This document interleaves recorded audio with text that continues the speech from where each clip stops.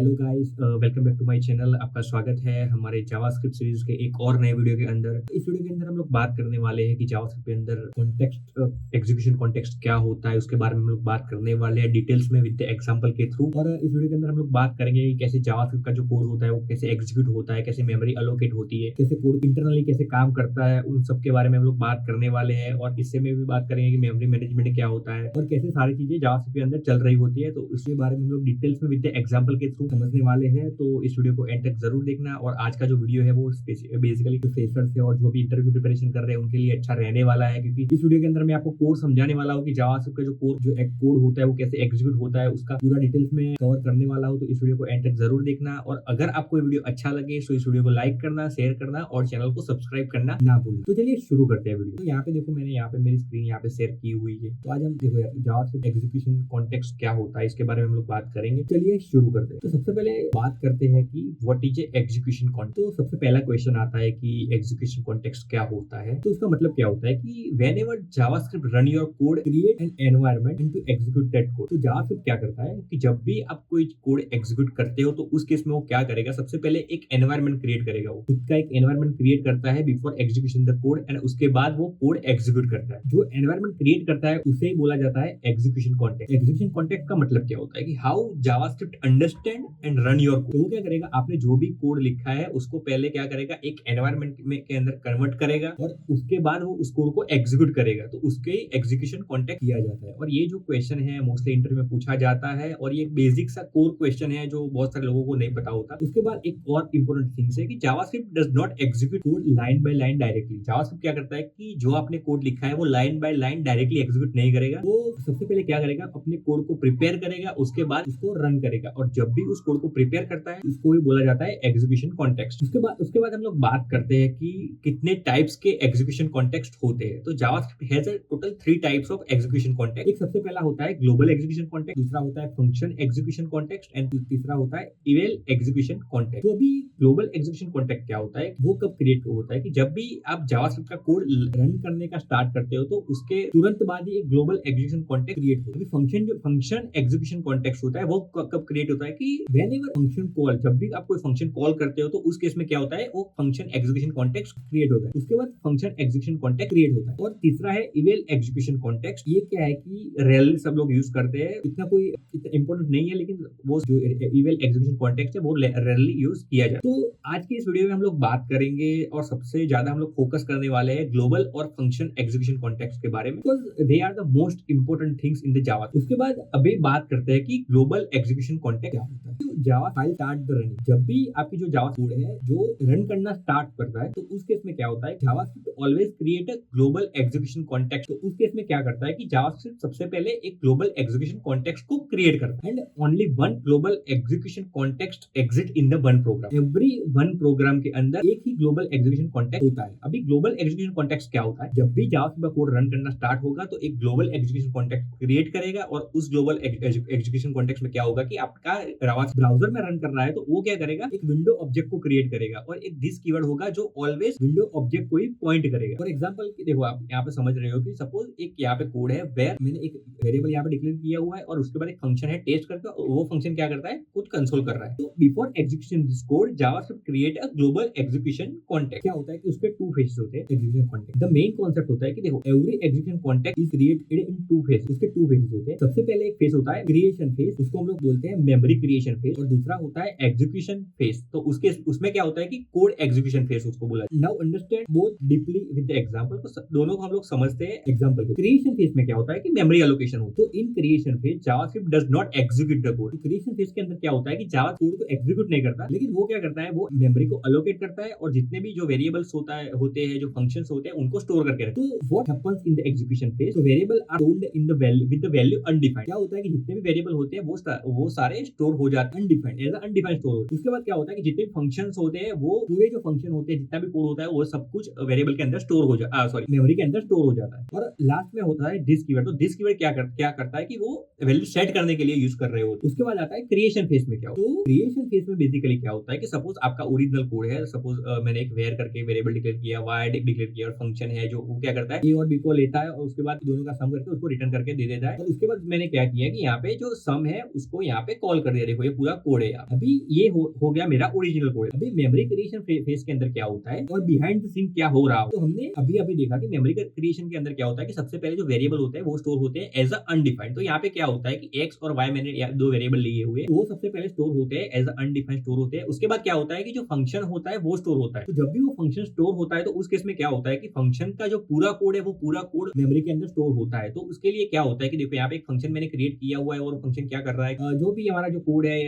Result क्या करता है कि वो ए और प्लस बी का सम करता है और सम करने के बाद उसको रिटर्न करके दे देता है रिजल्ट। तो ये पूरा फंक्शन स्टोर होता है और जो यहाँ पे वेयर सम करके एक वेरिएबल डिक्लेयर किया है वो भी एज अ अनडिफाइंड जाएगा। तो यहाँ पे देखो दो पॉइंट्स हुए कि जो वेरिएबल्स है वो अनडिफाइंड स्टोर हो गए और जो फंक्शन होता है वो फुल्ली फंक्शन स्टोर हो जाता है। And this is why hosting happen. अभी बात करेंगे अपने हमने अगले वीडियो में डिस्कस भी किया है कि यार क्या होता है कि जब भी हम होस्टिंग करते हैं तो जब भी कोई वेरिएबल को सबसे पहले डिक्लेयर करते हैं उसके बाद उसको इनिशियलाइज करते हैं, तो वहां पे क्या होता है कि डिक्लेयर करने के बाद जब भी उसको तुरंत एक्सेस करेंगे तो उस केस में अनडिफाइंड आता है। क्यों अनडिफाइंड आता है? क्योंकि क्या होता है कि मेमोरी क्रिएशन के टाइम पे वो क्या करता है एज अ अनडिफाइंड स्टोर करके रखता है मेमोरी पे। अभी हम लोग बात करते हैं कि एग्जीक्यूशन फेज क्या होता है। तो एग्जीक्यूशन फेज के अंदर क्या होता है कि अभी इस केस में जावास्क्रिप्ट का जो कोड होगा वो लाइन बाय लाइन एग्जीक्यूट होना स्टार्ट हो जाए। तो सबसे पहले देखो यहाँ पे एक कोड मैंने लिखा हुआ है where x is equal to 10 and then where y is equal to 20। Okay, तो इस केस में क्या होगा कि जब भी जो हमारा कोड था अभी क्या होगा कि suppose where this line run, जब हमने सम का एक वेरिएबल लिया और उसके अंदर एक फंक्शन को कॉल करके उसकी जो रिटर्न वैल्यू उसके अंदर स्टोर कर दी है, तो इस केस में क्या होगा कि JavaScript creates a new execution context for the add function. वो क्या करेगा, जो ऐड फंक्शन है उसके लिए एक सेपरेट एग्जीक्यूशन कॉन्टेक्स्ट क्रिएट करेगा और उसके बाद क्या होगा each function create a new function execution context. तो क्या करता है, जितने सपोज आपने 10 फंक्शन लिखे हुए हैं तो 10 एग्जीक्यूशन कॉन्टेक्स्ट क्रिएट हो गए। क्या होगा कि ईच फंक्शन वाइज एक एग्जीक्यूशन कॉन्टेक्स्ट क्रिएट होता है और उसके बाद क्या होगा कि सपोज ये हमारा फंक्शन का कोड है, ये हमारा पूरा फंक्शन का कोड है। तो फंक्शन क्रिएशन फेज में क्या होता है, वो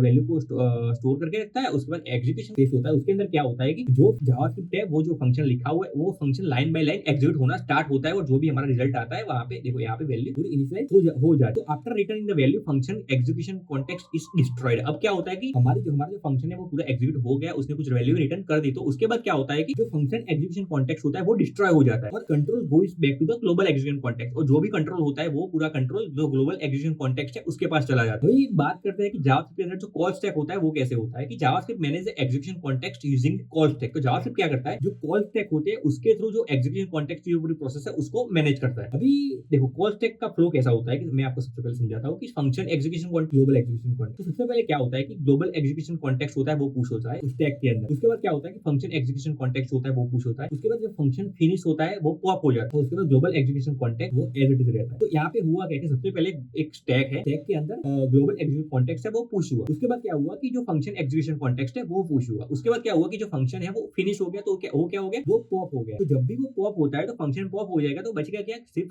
ग्लोबल एग्जीक्यूशन कॉन्टेक्स्ट ही एज इट रहता है। तो जब भी क्या होता है कि जब भी आप कोई फंक्शन होता है उसका फंक्शन एग्जीक्यूशन कॉन्टेक्स्ट क्रिएट होता है, तो उसके बाद क्या होता है कि उसका जो फंक्शन एग्जीक्यूशन कॉन्टेक्स्ट है उसका काम खत्म हो जाता है। उस केस में क्या होता है कि वो डिस्ट्रॉय हो जाता है और डिस्ट्रॉय हो जाता है तो उसके बाद क्या होता है जो पूरा कंट्रोल होता है वो पूरा कंट्रोल जो ग्लोबल एग्जीक्यूशन कॉन्टेक्स्ट है उसके पास चला जाता है। और ये क्या जो स्टैक है वो क्या फॉलो करता है, LIFO structure, last in first out follow कर रहा होगा। अभी बात करते हैं कि मेमोरी मैनेजमेंट समरी के बारे में। तो सबसे पहले बात करते हैं कि वेरिएबल्स। तो वेरिएबल्स के अंदर क्या होता है कि जब भी कोई क्रिएशन फेज होता है, एग्जीक्यूशन कॉन्टेक्स्ट का जो क्रिएशन फेज होता है, तो उस केस में क्या होता है कि जो वेरिएबल्स होते हैं वो सारे अनडिफाइंड जाते हैं। लेकिन जो एग्जीक्यूशन फेज होता है तो उस केस में क्या होता है कि उस केस में अंदर उस उस वेरिएबल को वैल्यू असाइन की जाती है। उसके बाद होता है कि फंक्शन, तो फंक्शन के केस में क्या होता है कि क्रिएशन फेज है उस केस में क्या होता है कि जो पूरा फंक्शन होता है वो पूरा फुल्ली स्टोर रहता है मेमोरी के अंदर। लेकिन एग्जीक्यूशन फेज में क्या होता है कि जो एग्जीक्यूशन फेज है उसके अंदर जो पूरा फंक्शन है वो एग्जीक्यूट हो जाता है। उसके बाद दिस की बात करते हैं। दिस क्या होता है कि वो क्रिएशन फेज के टाइम को वो सेट करता है वैल्यू को और एग्जीक्यूशन टाइम पे वो क्या करता है उस वैल्यू को यूज कर रहा होता है। और मेमोरी के में क्या होता है, जब भी क्रिएशन फेज होता है तो इसमें क्या होता है कि मेमोरी अलोकेट होती है और जब भी एग्जीक्यूशन हो जाता है तो उस केस में क्या होता है कि वो मेमोरी अपडेट हो जाता है। अभी बात करते हैं why this concept is important to understand the execution context, it will very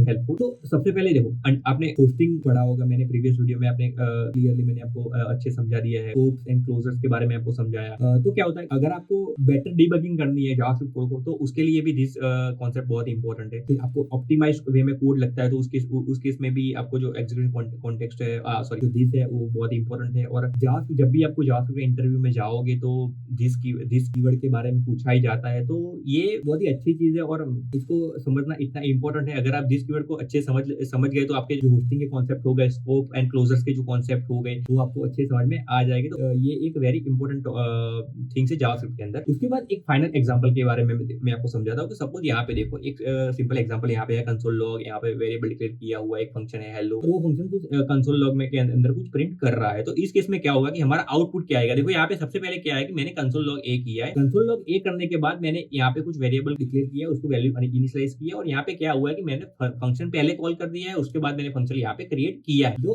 अब इस केस में क्या होगा कि सबसे पहले अनडिफाइंड आएगा। क्यों अनडिफाइंड आता है, देखो यहाँ पे कंसोल लॉग ए किया है, ये अनडिफाइंड क्यों आता है। तो इस केस में क्या होता है, सबसे पहले जब भी इस जावास्क्रिप्ट कोड एग्जीक्यूट होता है तो उस केस में क्या होता है कि क्रिएशन फेज होता है, क्रिएशन फेज के अंदर सारे भी अनडिफाइंड वैल्यू जो वैल्यू होती है जो वेरिएबल की वो अनडिफाइंड जाती है। और अभी क्या होता है कि जब भी line by line code execute होना स्टार्ट होगा तो उस केस में क्या होगा, सबसे पहले कंसोल लॉग ए होगा, और कंसोल लॉग ए की वैल्यू मेमोरी के अंदर अनडिफाइंड है, तो इसलिए यहाँ पे क्या आएगा, यहाँ पे अनडिफाइंड आएगा। लेकिन फंक्शन के केस में क्या होता है कि फंक्शन पूरा कोड के साथ स्टोर हो जाता है। तो जब भी आपने सबसे पहले यहाँ पे हेलो फंक्शन को कॉल कर दिया तो उस केस में क्या होगा कि फंक्शन मेमोरी में से आएगा, मेमोरी में पूरा फंक्शन पूरा कोड स्टोर है, तो वहां से सीधा फंक्शन यहाँ पे कॉल हो जाएगा, वो एग्जीक्यूट होके जो भी उसका जो रिटर्न वैल्यू वो यहाँ पे दे देगा। तो इसीलिए वेरिएबल के अंदर अनडिफाइंड आता है और फंक्शन के अंदर जो एक्चुअल जो भी फंक्शन काम कर रहा है होता है वो पूरा यहाँ पे दिखाई दे रहा हो। तो आई होप कि आपको अच्छे से समझ में आ गया कि जावास्क्रिप्ट के अंदर एग्जीक्यूशन कॉन्टेक्स्ट क्या होता है। यहाँ पे आपने देखा कि फंक्शन क्रिएशन क्या होता है, फंक्शन एग्जीक्यूशन क्या होता है, दिस कीवर्ड के बारे में हम लोगों ने बात की। पूरा